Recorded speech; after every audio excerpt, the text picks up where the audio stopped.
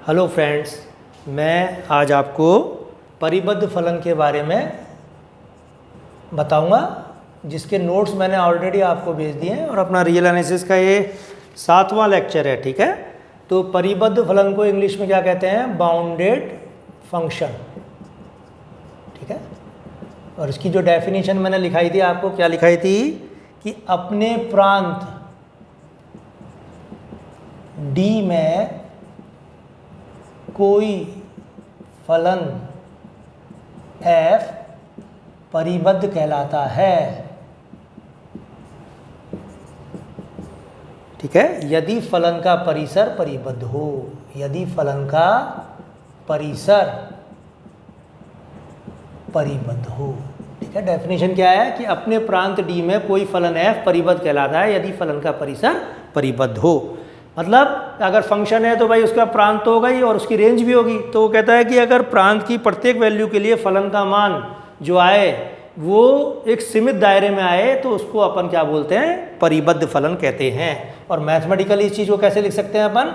अर्थात यदि there exist small m capital M belong to R such that f(x) का मान जो है किसके मध्य है? स्मॉल m और कैपिटल M के मध्य, for each x belong to D whenever D is subset of R।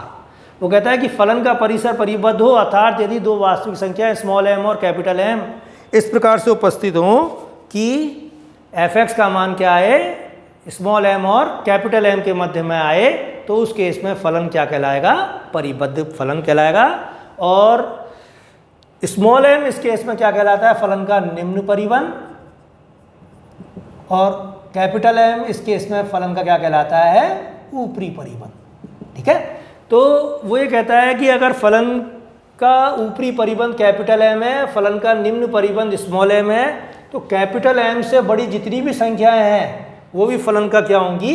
ऊपरी परिबंध होंगी। इसी प्रकार से स्मॉल m से छोटी जितनी भी संख्याएं हैं वो भी फलन का क्या होंगी? निम्न परिबंध होंगी। ठीक है, तो फलन यदि परिबद्ध है तो उसके ऊपरी परिबंधों की संख्या कितनी होगी? अनंत। इसी प्रकार से फलन यदि फलन का निम्न परिबंध स्मॉल m है और फलन परिबद्ध है तो उसके निम्न परिबंधों की संख्या भी कितनी होगी? अनंत। और वो कहता है कि ऊपरी परिबंधों का न्यूनतम मान फलन का क्या कहलाता है? उच्चक। और निम्न परिबंधों का महत्तम मान फलन का क्या कहलाता है? निम्नक। तो ये एक बेहद इंपॉर्टेंट दो डेफिनेशन निकलेंगी अपने, एक उच्चक की और एक निम्नक की। लेकिन अभी मैंने जो चीज़ बताई है उसको मैं आपको एक बार और समझा देता हूँ। जैसे अपन ने कोई भी फंक्शन लिया, सपोज करो f(x) बराबर लिया अपन ने sin x। ठीक है, और x किसको बिलोंग कर रहा है? यहाँ r को। ठीक है, तो x जब भी रियल नंबर है तो उस केस में sin x का मान क्या आएगा? -1 और +1 के मध्य आता है। ठीक है, ये अपन जानते हैं। जैसे x को अपन कोई भी मान देते जाएं और sin x उस केस में -1 और +1 के मध्य ही घूमता रहेगा। और ये जो वैल्यू है -1 वो किसका काम कर रही है? स्मॉल m का। और +1 किसका काम कर रही है? कैपिटल M का। तो इसका निम्न परिबंध एक प्रकार से क्या हो गया? -1, और ऊपरी परिबंध इसका क्या हो गया? +1। अब +1 से बड़ी जितनी भी संख्या है वो भी लेकिन sin x का क्या होंगी? ऊपरी परिबंध। और -1 से छोटी जितनी भी संख्या है वो भी sin x का क्या होंगी?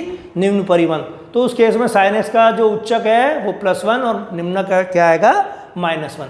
ये चीज़ अपन ने अभी थोड़ा सा डिस्कस करने की कोशिश की है आपको। ठीक है, तो मैंने आपको क्या क्या चीज़ बता दी कि फलन यदि परिबद्ध है तो दो वास्तविक संख्याएं स्मॉल m और कैपिटल M इस प्रकार से उपस्थित होंगी कि f(x) का मान क्या होगा? स्मॉल m और कैपिटल M के मध्य होगा। और स्मॉल m इस केस में फलन f का निम्न परिबंध कहलाती है और कैपिटल M इस केस में फलन f का क्या कहलाती है? ऊपरी परिबंध। बहुत से राइटर इस चीज़ को कैसे लिखते हैं? f(x) का मान यदि f(x) परिबद्ध है तो उसको अपन ऐसे लिख सकते हैं कि mod f(x) is always less than equal to m for each x belong to D। तो यहाँ भी ये वही चीज़ है, अपन इसको खोलेंगे अगर f(x) को मॉड के बिना, तो f(x) का मान क्या आएगा? -m और +m के मध्य। अब -m किसका मान दे रहा है? एक प्रकार से स्मॉल m की जगह, और कैपिटल M की जगह अपन कैपिटल M रख दें। तो दोनों डेफिनेशन क्या है? सेम है, ये ध्यान रखना। ठीक है, और बाकी जो डेफिनेशन है वो मैंने आपको नोट्स में भेज दी है, तो आप उससे नोट से पढ़ लेना। तो मैंने परिबद्ध फलन की अगर आपसे कोई अब परिभाषा पूछे तो आप क्या कहोगे कि कोई भी वास्तविक फलन अपने प्रांत डी में परिबद्ध कहलाएगा यदि उसका परिसर क्या हो, परिबद्ध हो। अर्थात यदि दो वास्तविक संख्याएं स्मॉल m और कैपिटल M इस प्रकार से उपस्थित हों कि f(x) का मान स्मॉल m और कैपिटल M के मध्य में हो। ठीक है, फिर अपन कहेंगे कि स्मॉल m इस फलन का निम्न परिबंध कहलाता है और कैपिटल M इस फलन का ऊपरी परिबंध कहलाता है। ऊपरी परिबंध से बड़ी जितनी भी संख्याएं हैं वो भी फलन का क्या कहलाएंगी, ऊपरी परिबंध, और निम्न परिबंधों से छोटी जितनी भी संख्याएं हैं वो भी फलन का क्या कहलाएंगी, निम्न परिबंध। तो फलन यदि परिबद्ध है तो ऊपरी परिबंध और निम्न परिबंधों की संख्या क्या होगी, अनंत होगी।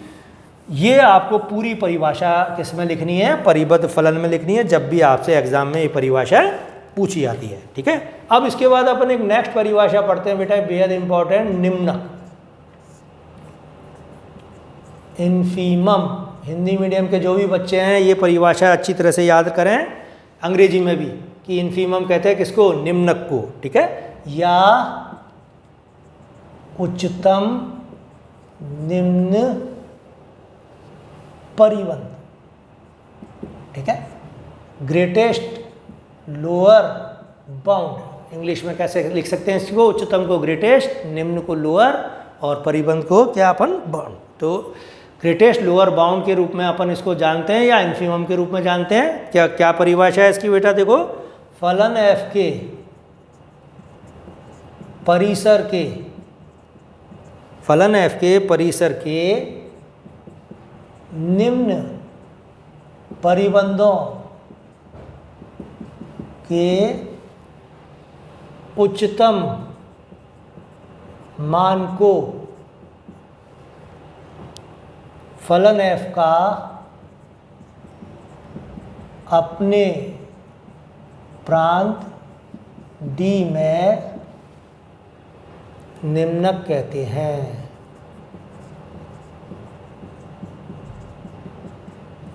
फलन f के परिसर के निम्न परिबंधों के उच्चतम मान को फलन f का अपने प्रांत D में क्या कहते हैं, निम्नक कहते हैं।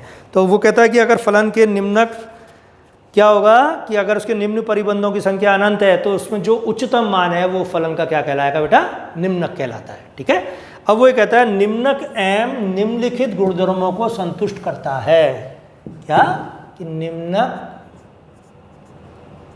m निम्नलिखित गुणधर्मों को संतुष्ट करता है। और पहला गुणधर्म क्या है इसका, यदि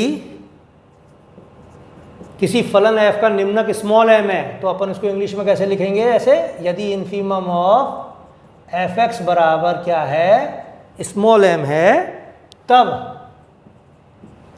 f(x) is always greater than equal to m for each x belong to D। ठीक है, तो क्या चीज़ लिखी अपन ने, कि अगर फलन f का निम्नक स्मॉल m है तो उस केस में अपन क्या लिखते हैं, infimum of f(x) is equal to m, तो f(x) का मान क्या है, greater than equal to m for each x belong to t। तो आपसे आप कोई भी पूछे कि भाई फलन का निम्नक यदि स्मॉल m है तो आप इसके बारे में क्या लिख सकते हो, तो आप कहोगे साहब f(x) का मान या तो m है या m से बड़ा, जब भी x किसका एलिमेंट है, डोमेन का एलिमेंट है। इसी चीज़ को वो दूसरी फॉर्म में लिखता है, देखो, पूर्व नियत अशून्य धनात्मक संख्या एप्सिलॉन, ब्रैकेट में क्या लिखेंगे अपन, चाहे जितनी छोटी क्यों ना हो, चाहे जितनी छोटी क्यों ना हो। तो कहता है एक अपन ने अशून्य धनात्मक संख्या ली है एप्सिलॉन के लिए एक संख्या अल्फा बिलोंग टू D इस प्रकार है कि, अब इसी चीज को मैं ऊपर लिख रहा हूं, देखो, इस प्रकार है कि m is greater than f alpha minus epsilon. वो ये कहता है कि अगर अपन एक अशून्य धनात्मक संख्या एप्सिलॉन लें और डोमेन का कोई एक एलिमेंट x की जगह क्या ले लें, अब x तो है ही, वेरिएबल x, तो x को फिक्स कर दें अल्फा से, तो उस केस में एम और एफ अल्फा और एप्सिलॉन में क्या रिलेशन आएगा, ये रिलेशन आता है। तो इसको देखो मैं आपको समझाता हूँ किस तरीके से ये चीज़ आई कि ये और ये दोनों चीज़ सेम है। आपने क्या लिखा था, एफ एक्स का मान greater than equal to M, तो आपने अब एक्स की जगह क्या ले लिया, अल्फ़ा, और अल्फ़ा लिया तो वो कहता है अब एफ अल्फ़ा और एम में एक ही रिलेशन होगा, या तो एफ अल्फ़ा एम के बराबर होगा या एफ अल्फ़ा एम से बड़ा होगा। तो आपने क्या ले लिया, एफ अल्फ़ा को एम से बड़ा। ठीक है, अब ये जो सिचुएशन है किस तरह की है, जैसे 10 बड़ा है 9.9 से। अब मैं कहूँ कि 9.9 में यदि मैं 0.2 जोड़ दूँ तो ये कितना हो जाएगा, 10.1, और ये चीज़ क्या हो जाएगी, ये बदल जाएगी अब। ठीक है, इसी तरीके से उसने क्या किया कि m के अंदर क्या जोड़ दिया, एप्सिलॉन। एप्सिलॉन का मान एक प्रकार से जैसे 0.2 है, तो ये चीज़ क्या हो जाएगी बेटा, वो बदल जाएगी, और ये बदल गई तो ये चीज़ क्या हो जाएगी, अब m is greater than F alpha minus epsilon, जो सेम चीज़ है जो मैंने अभी आपको प्रूफ करी है। तो कहने का मतलब ये है कि अगर आपसे कोई पूछे, रास्ते में चल रहे हो आप और कोई पूछे भाई सेकेंड ईयर रियल एनालिसिस का स्टूडेंट है तू, पता है इन्फीमम ऑफ एफ एक्स बराबर एम है, तो क्या जानता है, तो आप क्या लिखोगे, एफ एक्स का मान या तो एम है या एम से बड़ा। और कहता है अगर साहब मैं एक्स की जगह अल्फ़ा लिख दूं और एप्सिलॉन कोई एक स्वेच्छ धनात्मक संख्या लिख दूं तो भी मैं इस चीज़ को ऐसे लिख सकता हूँ, तो ये सेकंड फॉर्म आ जाएगी इसकी। ठीक है, इसी प्रकार से एक और चीज़ आएगी अब अपने सामने, उच्चक।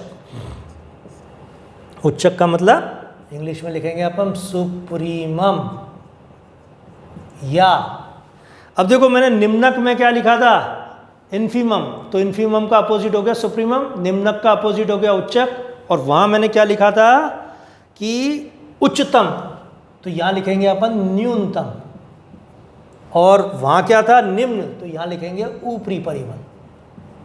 ठीक है, उच्चतम का उल्टा न्यूनतम, निम्न का उल्टा ऊपरी, और परिबंध अपनी जगह है। तो सुप्रीमम मतलब वो कहता है कि अगर फलन परिबद्ध है तो ऊपरी परिबंध कितने होंगे, अनंत, और ऊपरी परिबंधों का जो न्यूनतम है वो फलन का क्या कहलाएगा, उच्चक कहलाएगा। ठीक है, परिभाषा आप नोट से देख लेंगे।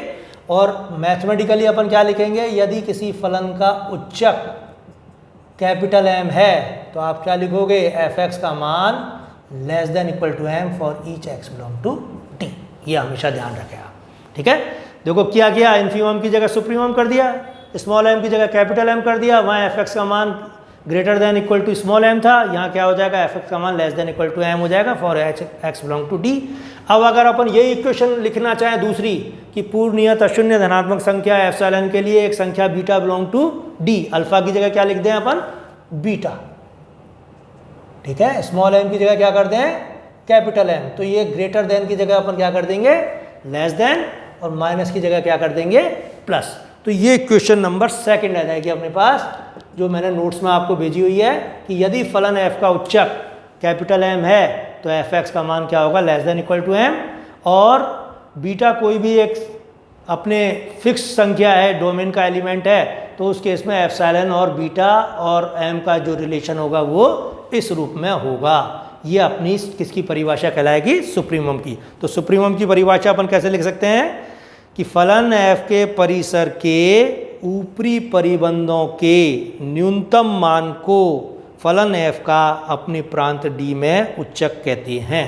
ठीक है, यदि कैपिटल M फलन f के अपने प्रांत d में उच्चक है तो सुप्रीमम ऑफ एफ एक्स बराबर m, और पहली प्रॉपर्टी क्या होगी, F X is less than equal to m for each X belong to d।